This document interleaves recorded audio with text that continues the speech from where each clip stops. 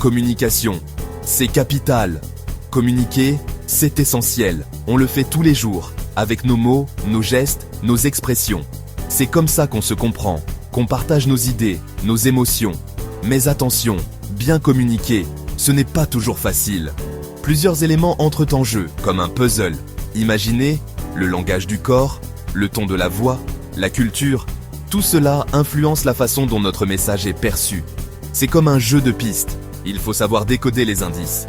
Dans cet essai, on va explorer ensemble ces mystères de la communication. On va voir comment le langage corporel, le ton de la voix et la culture peuvent changer complètement le sens d'un message. Alors, prêt pour l'aventure? C'est parti! Le saviez-vous? Notre corps parle. Même sans un mot, on transmet des messages à travers nos gestes, nos postures, nos expressions faciales. C'est ce qu'on appelle la communication non verbale. Par exemple, croiser les bras peut signifier qu'on est fermé à la discussion. Un sourire, au contraire, indique l'ouverture et la sympathie. Regarder quelqu'un dans les yeux montre l'intérêt et l'écoute. Attention cependant, le langage corporel varie selon les cultures. Ce qui est poli dans un pays peut être impoli dans un autre. Il faut donc être vigilant et s'adapter à son interlocuteur. Outre les mots et les gestes, le ton de notre voix joue un rôle crucial.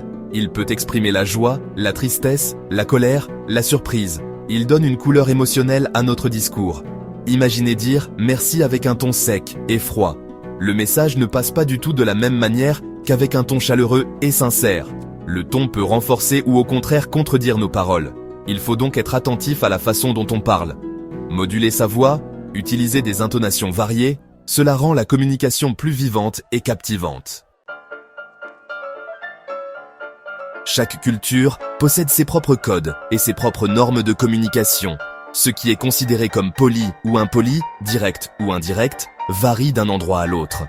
Par exemple, dans certaines cultures, il est malpoli d'interrompre quelqu'un. Dans d'autres, c'est un signe d'intérêt et d'engagement.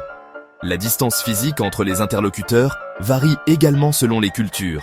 Pour communiquer efficacement, il est important d'être conscient de ces différences culturelles.